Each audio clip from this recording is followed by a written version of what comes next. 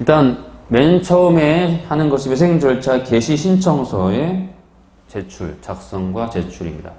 회생절차 개시 신청과 함께 보전처분 신청, 포괄적 금지명령 신청 등을 같이 하게 됩니다. 보전처분, 포괄적 금지명령. 자, 이 신청을 같이 했을 거고요. 회생절차 개시 신청과 함께 보전처분 등을 같이 했고, 이 신청을 하고 나면은 법에는 일주일 이내에, 7일 이내에 결정을 해야 된다. 보전처분을 할 것인지 말 것인지에 대한 결정을 하는 겁니다. 근데 이제 서울회생법원 같은 경우 현재 실무적으로 오늘 신청한다 하면 보통은 내일이나 모레, 하루나 이틀 정도 이내에 보전처분을 하게 됩니다. 자, 이때 이제 보전처분을 하게 되는데 구체적으로 본다면은 보전처분, 포괄적 금지명령을 같이 하게 되고요. 또는 중지명령. 포괄적 금지명령과 중지명령을 같이 하는 경우는 없어요. 예, 포괄적 금지명령 또는 중지명령을 할 거고, 예납금 납부명령, 그 다음 신문기일 지정을 이날 또 보전처분일에 동시에 하게 됩니다.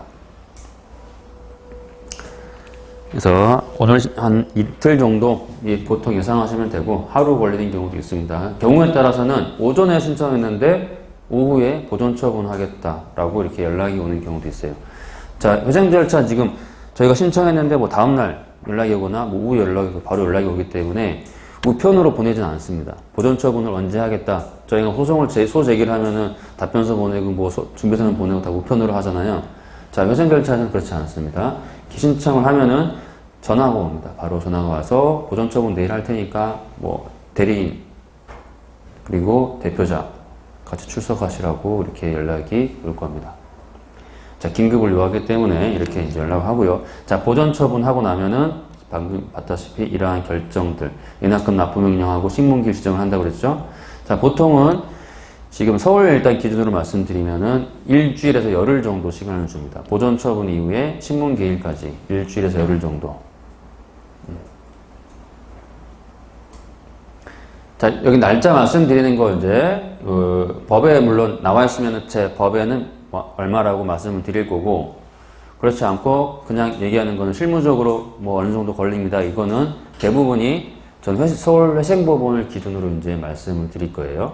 예, 서울회생법원 기준으로.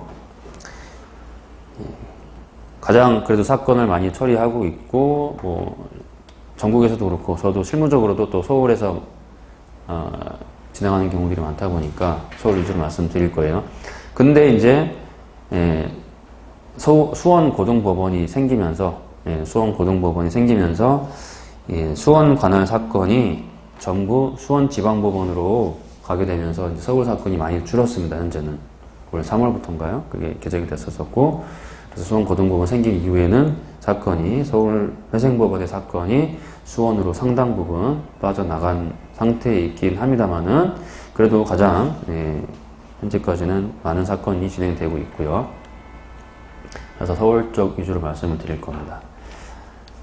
자, 신문기일에는 보통 일반적으로 보전처분과 보전처분은 당연히 법원에서 하는 경우가 일반적이고, 신문기일도 법원에서, 신문실에서 진행하는 게 거의 대부분인데, 경우에 따라서는 현장이라면은 채무자 회사의 현장에서 현장 검증 이후에 신문을 같이 하는 경우들이 좀 있습니다. 가끔은. 원칙적으로 간이회생 절차에서는 현장 검증은 하지 않는 것으로 원칙을 하고 있고, 법인회생 절차에서 또는 경우에 따라서는 일반회생에서 현장 검증을 할 수 있겠죠. 예. 뭐 거의 대부분은 법원회생일 거고, 그 법인 중에서도 현장을 갈 필요성이 있는 경우들, 대표적으로 뭐 업종을 따진다면은 제조업이나 이런 경우들, 공장이 있고 뭐 직원들도 많이 있고 이렇게 했을 때 가서 볼 게 있어야 되는 거잖아요. 과연 뭐 직원들이 현재 일을 하고 있는지, 공장이 가동되고 있는지, 이런 것들을 확인하기 위해서 어떤 제품을 생산하고 있고 어떻게 되고 있는지, 뭐 창고에는 뭐 제품이 있는지 이런 것들을 좀 한번 확인하기 위해서 현장을 가는 건데요. 뭐 예를 들어서 서비스 품목이라든가 이런 그냥 직원 유통업이라든가 이렇게 간단하게 직원도 몇 명 안 되고 사무실 하나 떨렁 있는 경우, 컴퓨터만 있는 경우, 이런 경우 굳이 가서 볼 필요는 없겠죠. 그래서 현장에 나갈 필요성이 있다고 생각이 되는 경우에 현장 검증을 하게 됩니다. 현장 검증과 함께 신문을 그 자리에서 하는 경우들이 있다라는 거죠. 자, 여기서 이제 점선으로 된 거는 이건 할 수도 있고 안 할 수도 있다는 얘기인데요. 실무적으로 이런 관계인 설명회 하는 거 한 번도 본 적은 없습니다. 개시 결정 전에 관계인 설명회 같은 거 한 것을 본 적은 없고요. 예. 그래서 법에는 할 수 있도록 되어 있어요.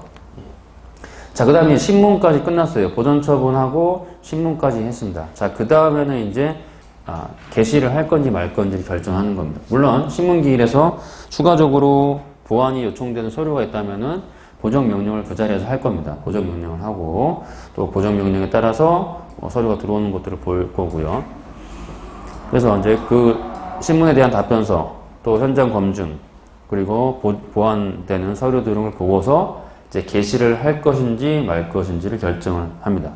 자, 법에서는 게시 신청일로부터 1월 이내에 게시에 대한 결정을 하도록 되어 있습니다. 한 달 이내에 결정하도록 되어 있고요. 실무적으로는 신문 기일로부터 보통 일주일 정도 이내에 게시 결정을 한다. 그래서 보통은 한 3주, 아까 방금 제가 말씀드린 기간을 쭉 연결해 보면은 3주가 좀 안 될 수도 있고요. 3주 정도 이렇게 보시면 될 것 같아요. 근데 경우에 따라서는 게시 결정까지 열흘, 이렇게 또는 일주일, 열흘, 그러니까 일주일까지는 거의 쉽진 않은데 열흘 정도 이렇게 안 걸리는 경우도 있습니다. 열흘이나 보름, 열흘 정도 걸리는 경우도 있어요. 빨리 진행되는 경우에는. 그래서 신문하고 그 다음날 바로 게시를 한다거나 또는 신문하고 그날 바로 게시를 해버릴 수도 있어요.